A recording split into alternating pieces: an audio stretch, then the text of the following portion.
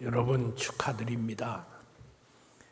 하나님 앞에서 신앙생활을 오래 했지만은 신학의 체계가 없어서 난 뭐 믿긴 믿는 것 같은데 뭘 어떻게 믿는지 잘 모르겠습니다 하는 분이 많은데, 조직신학 대계를 처음부터 쭉 한번 훑어보는, 그것도 24일 만에, 이게 엄청난 거지요.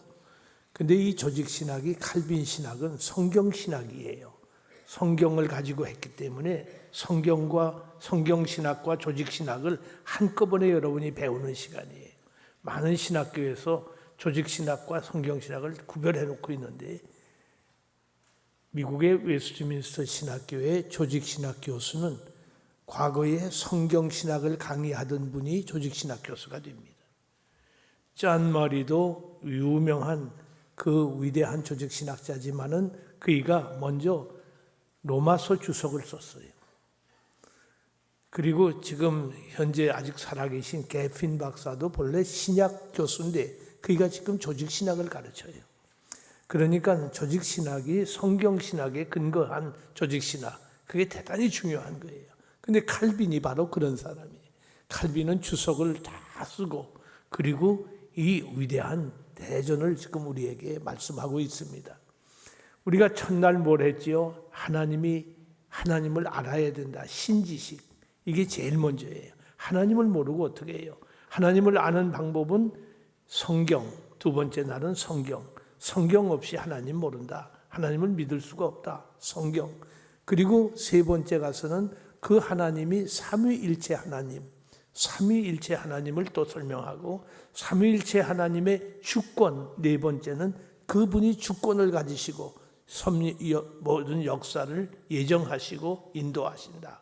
그리고 다섯째 날 어제는 창조, 하나님이 창조를 하시는데 주권을 가지고 창조하시지요. 창조하시고 오늘은 그 창조를 섭리하시는, 섭리가 뭐라고 그랬어요? 하나님의 창조 능력으로 보존하시고, 우리를 지금 보존하십니다. 우리가 숨을 쉬고 오늘 하루를 또 살 수 있는 것도 하나님의 보존 능력이에요. 우리를 보존하시고 다스리시는 것. 하나님이 지금 모든 것을 컨트롤하고 계셔요. 역사와 모든 만물을 컨트롤하고 계시는 것. 그것이 하나님의 섭리예요. 이 섭리를 오늘 우리가 공부하게 됐습니다. 아니, 그렇게 어려운 거 뭐 그거 다 꼭 알아야 됩니까? 그건 목사님만 알지. 그렇지 않아요. 여러분, 우리가 진리에 대한 터득을 하지 못하면 그 신앙은 그건 모래 위에 지은 집과 같아서 쉽게 무너집니다. 그러나 이 신학 체계를 바로 가지면은 흔들림이 없어요. 어떤 분은 새벽기도 나가서 난 졸다 왔다고 그러는 분이 계시는데 괜찮아요. 졸아도 교회 와서 조십시오. 괜찮아요. 왜 그런 거 하니? 제가 그런 말 많이 했잖아요. 콩나물 시루에 물을 주면 콩나물 시루에 물이 다 빠져나갑니다. 다 빠져나가요. 그러나 콩나물은 자라고 있어요. 물이 다 빠져나간 것 같은데 자라고 있어요. 교회에 와서 앉아 있으면 하나도 안 들리는 것 같고 다 새 나가는 것 같은데, 그러면서 자기 신앙이 성장하는 거예요. 그러니까 졸아도 괜찮으니까 꼭 오십시오. 괜찮습니다. 그래서 참 도움이 되는 거예요. 우리가 오늘 다시 교재로 넘어가겠습니다. 칼빈은 섭리를 다음과 같이 정의한다. 하나님께서 우주 체계와 그 세세한 부분까지 우주적 운동을 통해 조종하실 뿐만 아니라 태양이 돌고 달이 돌고 별이 도는 것만을 조정하는 것이 아니라 그 세세한 부분까지 하나님께서 조정하신다.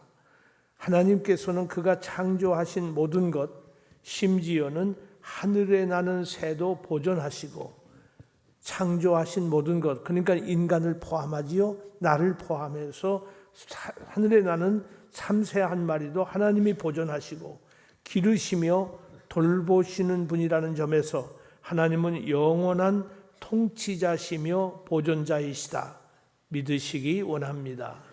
이 진리를 믿게 되면요, 우리가 두려워하지 않아요. 뭐 겁낼 것 없어요. 아이고, 나 이거 늙어서 어떡하나, 뭐 나는 힘이 다 빠졌는데 뭐 걱정할 거 없어요. 하나님이 보존하십니다.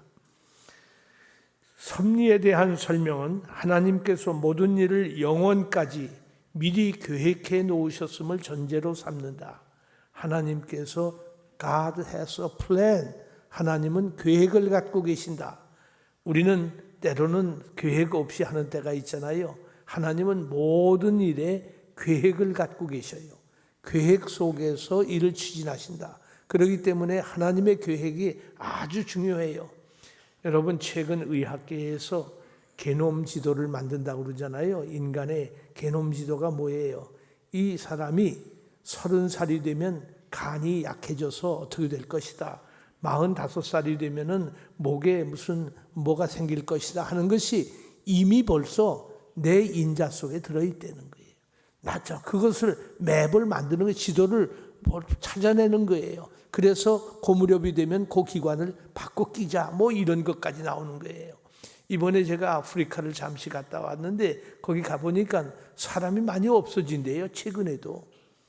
아프리카 사람들을 서양 사람들이 잡아다가 그 간 이식이니 뭐 해서 자꾸 팔아먹고 하는 그런 일들을 많이 하는데 그 참 불행한 일입니다만은 인간 과학이 오히려 인간을 어렵게 만드는 그런 경우가 종종 있습니다만은 아무튼 하나님께서 미리 계획하신 모든 일을 지금 진행하고 계신다. 우리 삶에서 갑작스레 닥쳐온 불행이나 예상하지 못할 때 좋아지는 상황 모두가 하나님의 섭리에 의한 것으로 보아야 한다고 칼빈은 가르치고 있습니다. 무생물의 움직임까지 포함한 모든 사건들이 하나님의 은밀한 계획에 의해 통치되며 그의 권능에 의해서 움직이는 것이다. 전능하신 하나님이 이 모든 것을 다스리고 계신다. 태양을 창조하기 전 빛을 먼저 창조하시고 식물을 창조하신 것은 하나님께서 그렇게 하셨기 때문에 식물이 존재한 것이므로 그것을 하나님의 도구로 삼으셨기 때문이다. 여러분, 여호수아를 읽다가 보면 놀랄 일이 있죠. 태양이 멈춘 사실이 있어요. 태양이 멈춘 것, 거꾸로 움직인 것, 열왕기하 20장 11절에 이 사실을 미루어 보아 태양이 어떤 맹목적 본능에 의해 작동하는 것이 아니라 태양이 그냥 필요 없이 움직이는 게 아니라 말이에요. 하나님 뜻에 의해서 서기도 하고 거꾸로 갈 수도 있어요. 하나님의 통치 아래 움직인다는 것을 알 수 있다. 하나님께서 전능하시다면 하나님께서 모든 사물을 통치하는 것이 마땅하다. 그렇잖아요. 전능하신 하나님이 자기가 만든 만물을 통치하시지 않고 뭘 하시겠어요? 전능하신 하나님이 그 만물을 보존하시지 않으면 이거 다 사라지고 말 것 아닙니까? 그의 전능하심은 모든 세세하고 특정한 운행을 관장한다. 전능하심은 하나님이 원하시면 무엇이든지 행할 수 있다는 그 이상을 의미한다. 이거 제가 가끔 설명했어요. 전능은 무엇든지 하는 게 전능이 아니에요. 그 하나님 거짓말도 시키나 하나님 거짓말 못 시켜요. 그럼 하나님 전능하시지 못하네. 그 말 아니죠. 여기 전능이라는 말은 하나님이 원하신 것은 무엇이든지 한다 그 말. 원하시는 것. 우리는 원하는 것 뭐든지 못다 해요. 못다 한단 말이에요. 아들이 병원에 입원해 있는데 아들아 내가 대신 아파줄게 너는 가서 공부해라. 그렇게 아버지가 원하지만 원한 대로 되지를 못해요.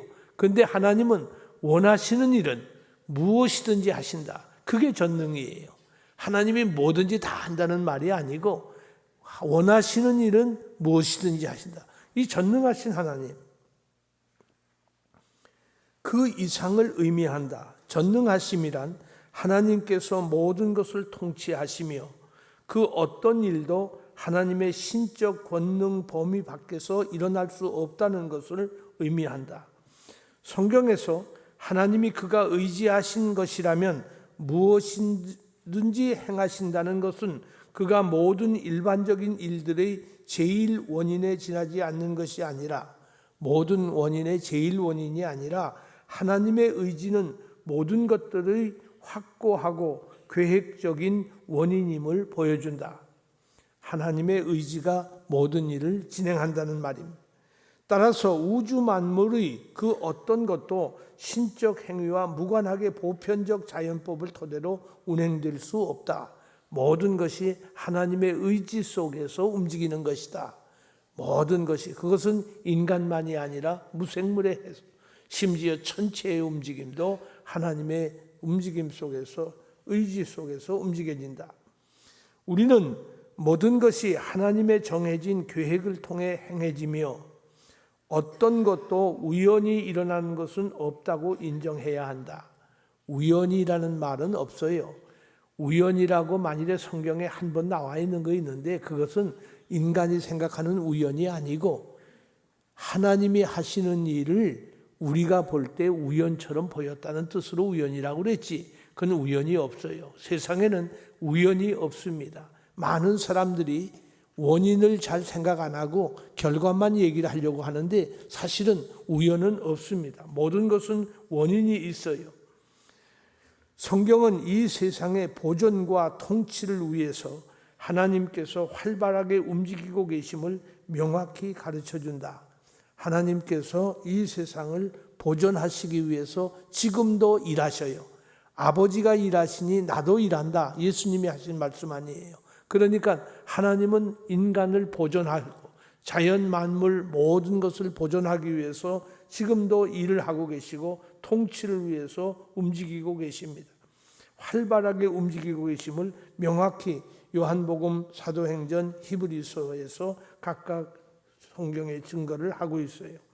하나님의 섭리가 단순히 보편적인 것이었다면, 일반적인 것이었다면 역경에 처한 것들은 하나님의 심판의 결과요. 우리들이 어려운 일을 당하면 하나님 앞에 심판당하는 것이라고 생각하잖아요. 심판의 결과요. 유익한 것들은 하나님 아버지의 축복임을 이해할 수 없을 것이다. 그건 일반적으로 자연현상 가운데 하나였는데 우리가 그렇게 생각할 수가 쉽단 말이에요. 그러나 그렇지 않다. 하나님께서 범사를 주장하고 계신다. 칼빈은 인간의 행위로부터 특별 섭리를 입증합니다. 섭리가 인간에게 보편적으로만 적용되는 것이라면 인간이 궁극적으로는 자신의 운명을 지배하게 됩니다. 그러나 인간은 섭리의 특별 대상이다. 인간은 섭리의 특별 대상이다. 인간의 행위들은 절대적인 하나님의 방침에 따라 이루어진다. 인간의 계획, 선택, 실행 모든 것이 하나님으로부터 나오며 인간의 계획하는 것, 선택하는 것, 실행하는 모든 것이 하나님으로부터 나오며 하나님께서 모든 인간의 행위를 경영하신다. 그러니까 우리가 해야 할 일이 뭘까요? 하나님의 경영, 하나님의 선택, 하나님의 운행에 순종하면 돼요. 이것이 믿음입니다. 우리 신자는 내 것을 하려고 그러면 안 돼요. 순종하면 되는 거예요. 순종하면 돼요. 여기 그래서 신앙에서 순종이 중요한 이유가 여기 있습니다. 어떤 분이 저를 보고 예배당 짓느라고 얼마나 수고해서 그 수고한 거 하나도 없어요. 왜? 하나님 하라는 대로 순종하니까 다 되던데 뭐. 그 뭐 내가 뭘 하려고 자꾸 몸부림치면 나만 힘들지. 그렇잖아요. 아버지 뜻이 계신데 아버지가 원하시는 거 계시는데 아버지 앞에 묻고 아버지 뜻 따라서 가면 되는 거예요. 목회가 어렵지가 않아요. 왜? 하나님 뜻이 뭔지를 묻고 그 뜻대로 가면 돼요. 사람들이 반대해도 하나님 원하시는 거 하면 그게 이루어진단 말이에요.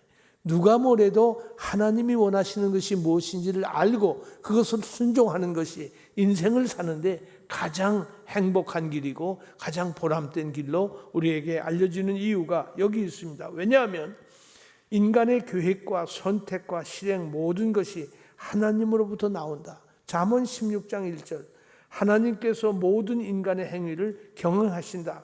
잠언 16장 1절 9절 말씀. 성경은 외관상으로 우연인 듯한 사건들도 조금 전에 말했죠. 외관상으로 볼 때는 우연히 일어난 것 같이 보여요. 하나님이 행하신 것임을 가르친다. 하나님이 행하셨어요. 여러분 잘 아시는 요셉이 형들이 나를 판 것이 아니요.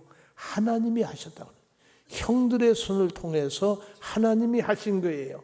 심지어 부요함과 가난함 같은 인간의 조건까지도 하나님께서 결정하신다. 그러니까 부자라고 너무 자세하지 마세요. 가난하다고 너무 절망하지 마세요. 왜? 하나님께서 그 일을 통해서 무슨 일을 하시려고 내게 가난을 주시기도 하고 내게 부를 주시기도 한 건데, 그것을 우리 자신의 운명인 것처럼 그렇게 한탄하면 안 됩니다. 자연적 사건들도 특별 섭리를 입증해 준다. 성경은 날씨도 하나님이 조정한다고 했어요. 수태하는 일, 음식의 공급, 자연적 사건들도 하나님께서 행하신 것임을 보여준다. 우리가 왜 어떤 행사가 있을 때마다 날씨를 위해서 기도하지요? 제가 죄송합니다만은 지나간 일이지만은 지난번 금년에 바자 때에 비가 많이 왔어요. 우리 교회 새벽 기도 시간에 바자를 위해서 기도는 열심히 했는데 날씨를 위해서 기도하는 거 제가 들어본 기억이 없어요. 왜 그랬을까? 왜 날씨를 조정하는 분이 하나님이신 걸 몰랐나요? 왜 안 했어요? 결국은 모든 날씨도 하나님이 주장하셔요. 그리고 날씨만이 아니라 수태하는 일, 공급하는 일, 자연적 사건들도 하나님께서 행하시는 것임을 우리가 볼 수가 있습니다. 하나님 한 분께서만 이 땅을 기름지게 하시거나 마르게 하십니다. 하나님만이 하셔요. 우리가 일용할 양식을 구하는 것과 의로운 기도에 대한 하나님의 응답과 악인을 처벌하시는 것들도 모두 하나님의 섭리를 통한 보호가 보편적인 것이 아니라 구체적이고 세세하다는 것을 입증해 주는 것입니다. 하나님이 아주 세밀하게 통치하시고 하나님이 세밀하게 보존하십니다. 칼빈은 섭리와 운명을 구분합니다. 많은 사람들이 칼빈의 섭리론 혹은 예정론을 읽으면서 칼빈은 운명론자가 아니냐 그렇게 말을 하고, 장로교인들은 운명론에 빠져 있다고 그렇게 말해요. 그러나 장로교인들이 얼마나 부지런하고 여러분이 잘 아시는 자본주의 체제까지도 칼빈에 의해서 나왔다고 하는 말이 나올 만큼 우리는 많은 면에서 운명과 섭리를 구별해야 됩니다. 운명이란 사건들의 비인격적, 자연적 필연이지만 비인격적의 운명은 그리고 자연의 필연이라고 생각합니다. 그래서 운명론을 믿는 사람은 아무것도 안 하려고 그러죠. 운명이 있는데. 그러나 섭리는 하나님의 지적 행위이다. 하나님의 인텔리전트 액트예요. 칼빈은 어떤 것도 우연이나 우발적으로 일어나지 않는가라는 질문을 예상을 하고 있어요. 그래서 그가 이렇게 설명합니다. 운명이나 우연과 같은 개념을 이교적인 것으로 그는 보고 거부를 합니다. 운명은 없다. 우연은 없다. 그는 이교도들이 하는 말이다. 기독교 성경에는 그런 말이 있을 수가 없다. 그는 사람들이 우발적으로 일어난 일이라고 말하는 것은 그 이유와 원인이 비밀스러운 어떤 것들을 의미한다고 보았습니다. 우리가 알지 못하는 원인이 있지 결코 우발이 아니다. 결코 우연이 아니다. 하나님의 신비한 비밀이 있는 것을 우리가 찾아야 할 터인데 그걸 찾지 못하고 운명이니 우연이니 하는 말을 하는 것이다. 어거스틴의 전통을 따라 모든 우연적 사건들이 하나님의 섭리와 관계없이 발생하는 것으로 보고 반대합니다. 우연적 사건이라고 우리가 말을 하는 것들이 하나님의 섭리와 관계없이 발생하는 것으로 보고 반대를 합니다. 우연적 사건은 예견되지 않은 것이요, 어떤 사건이나 인간의 자유로운 선택의 결과입니다.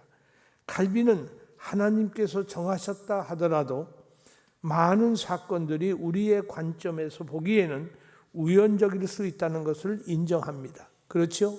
우리가 볼 때에는 우연일 수가 있어요. 그러나 하나님께서 모든 것을 섭리하신다.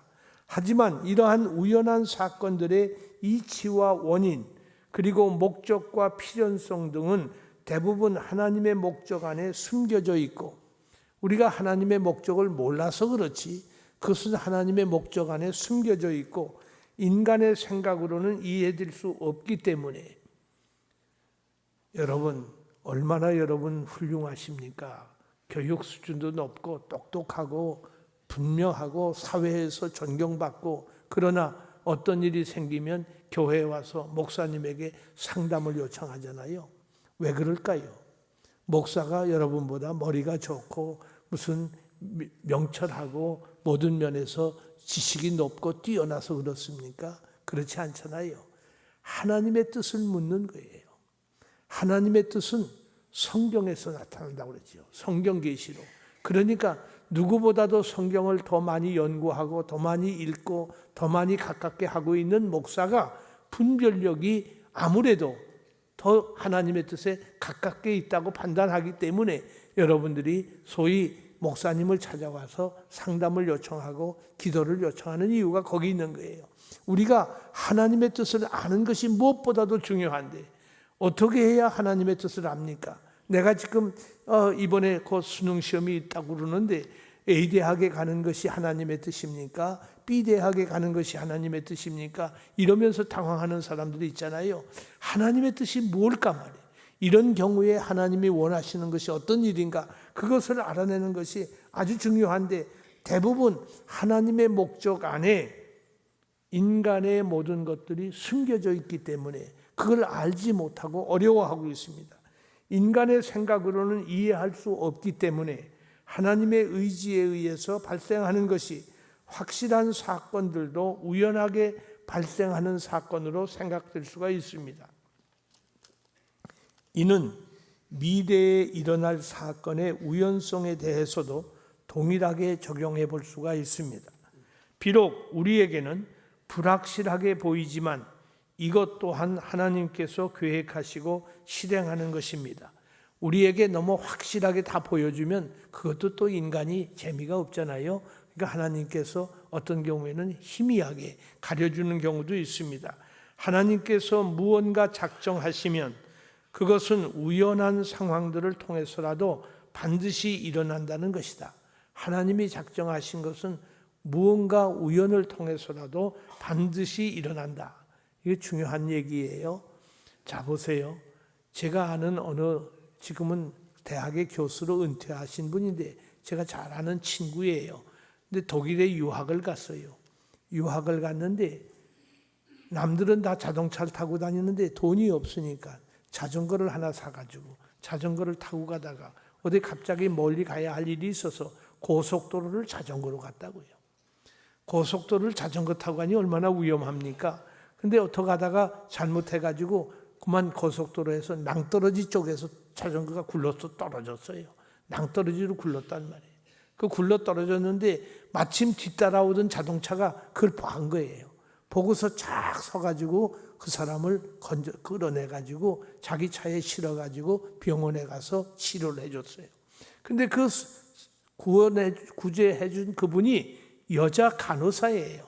간호사인데 가서 자기 병원에 가서 치료를 해주는데 그 치료를 받는 중에 알고 보니까 그분은 신학생이고 또 치료하는 분은 목사님 따님이에요. 그래서 얘기가 돼서 친해지다 보니까 결혼까지 했어요. 여기 총각들 계시면 또 자전거 타고 넘어지지 마십시오. 자, 이런 사건이 이게 뭘까? 이게 우연인가? 이 사건으로 인해서 그는 아내를 만나게 되고 결혼을 하게 되는 거예요. 이런 놀라운 일이 벌어지는 거예요. 우리가 보기는 우연이죠. 내가 자전거 타고 가다가 우연히 그만 미끄러져서 넘어졌는데 그러나 하나님께서는 그런 사건을 통해서 어떤 기회를 만들어 주시고 그런 일을 하신다. 그것이 하나님이 가지신 목적이에요. 미래에 일어날 사건의 우연성에 대해서 동일하게 적용해 볼 수가 있습니다. 비록 우리에게 불확실하게 보이지만 이것 또한 하나님께서 계획하시고 실행하는 것입니다. 하나님께서 무언가 작정하시면 그것은 우연한 상황들을 통해서라도 우리가 보기에는 그 우연이죠. 반드시 일어난다는 것이다. 하나님께서는 항상 목적이 있으시다. 이거 중요한 말이에요. 하나님은 계획을 가지시는데 그 계획에 목적이 있어요. 하나님의 목적이 있어요. 제가 우리 목회자 세미나에서 가끔 이런 강의를 했어요. 여러분, 설교를 할 때 목적을 갖고 하라고. 목적 없는 설교를 하면은 설교 30분, 1시간 들어도 무슨 말을 했는지 몰라요. 목적을 가지고 설교를 하면은 거기에 해당하는 그 포커스가 맞는데 목적 없는 설교를 할 때가 있다. 왜? 하나님은 목적을 가지고 말씀하셨는데 그 목적, 하나님 목적하고 내 목적이 같아야지. 그게 달라지면 되겠어요? 그러니까 하나님의 목적을 우리는 꼭 찾아야 되는데 하나님께서는 항상 목적이 있으시다.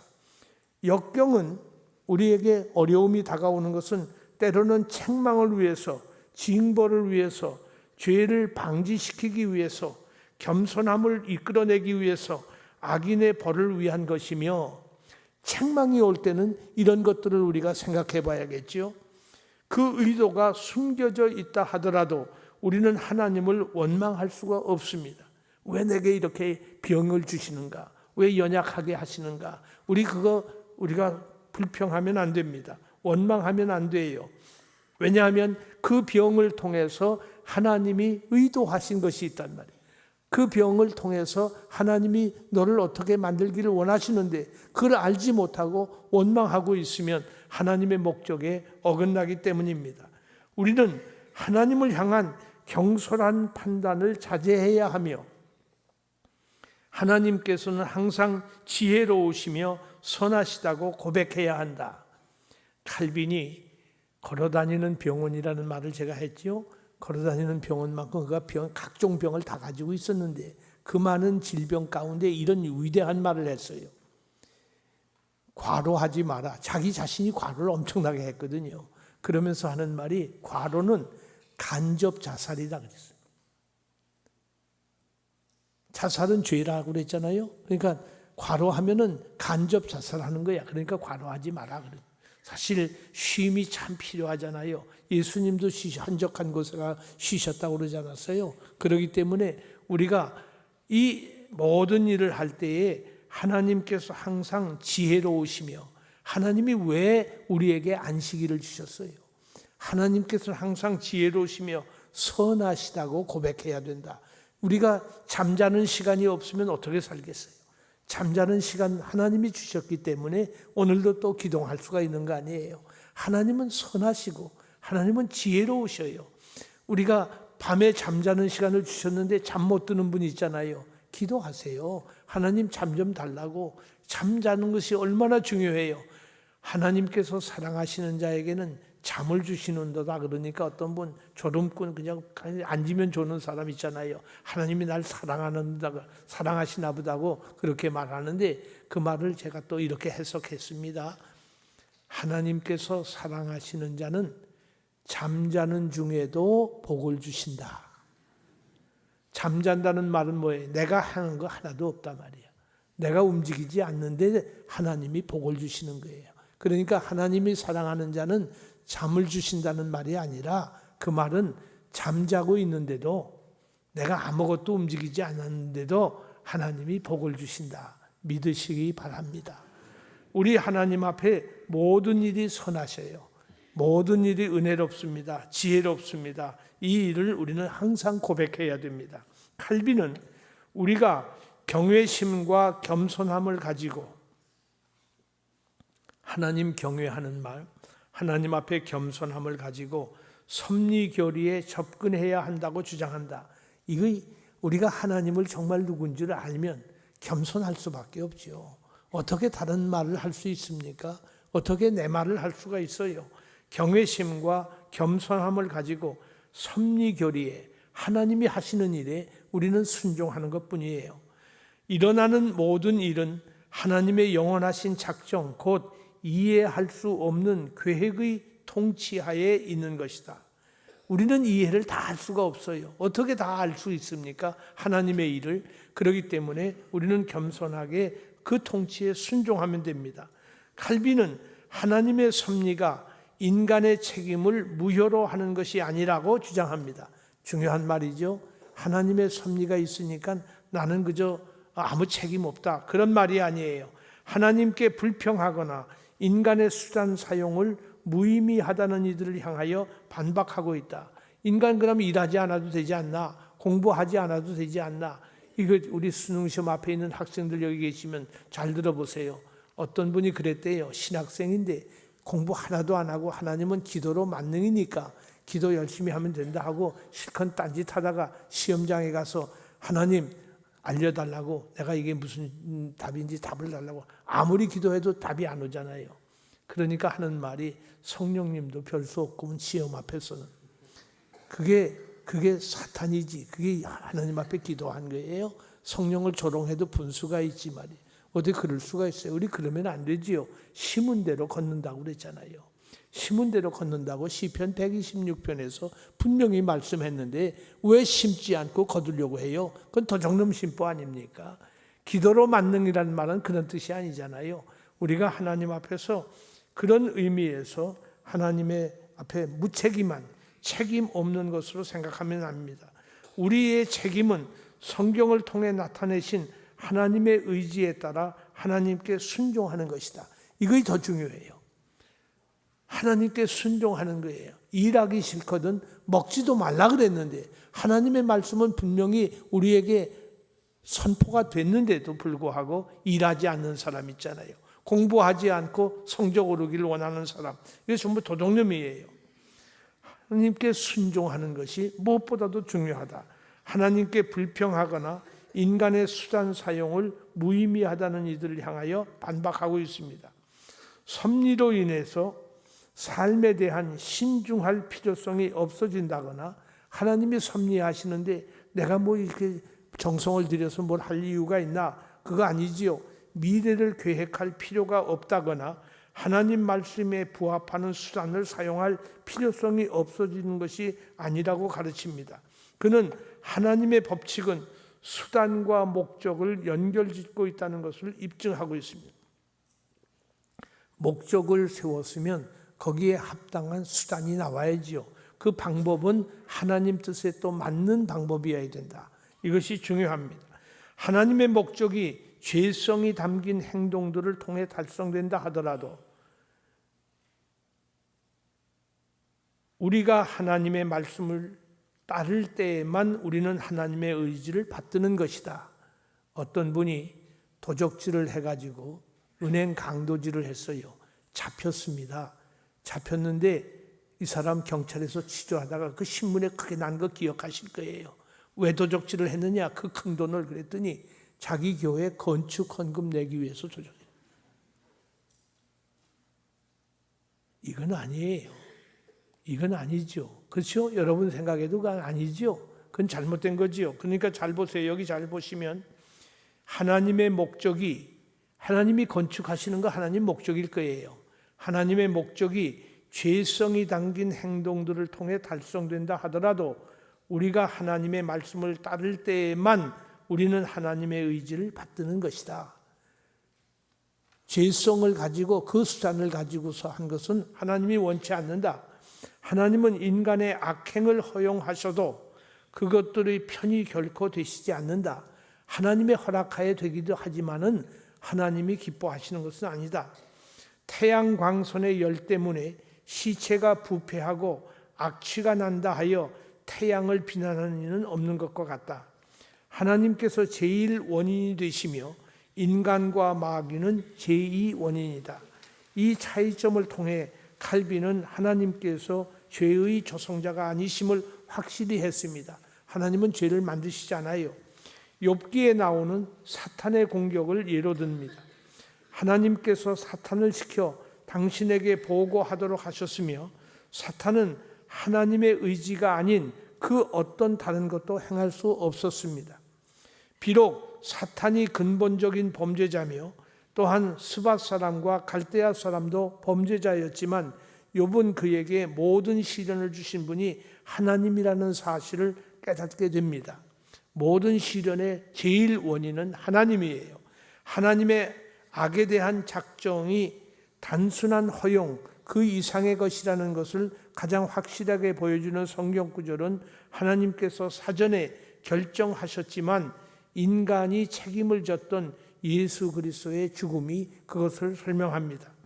하나님께서는 악인을 통해서도 자신의 은밀한 심판으로 작정하신 것을 성취하시기는 하지만 악인을 통해서도, 그게 누구예요? 가룟 유다예요.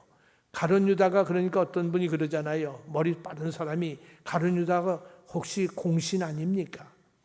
우리를 위해서 가룟 유다가 없었으면 예수님 십자가에 안 죽으셨을 텐데 그러면 우리는 구원 못 받잖아요. 이러면서 가룟 유다의 공로를 치하하려고 하는 사람이 있습니다.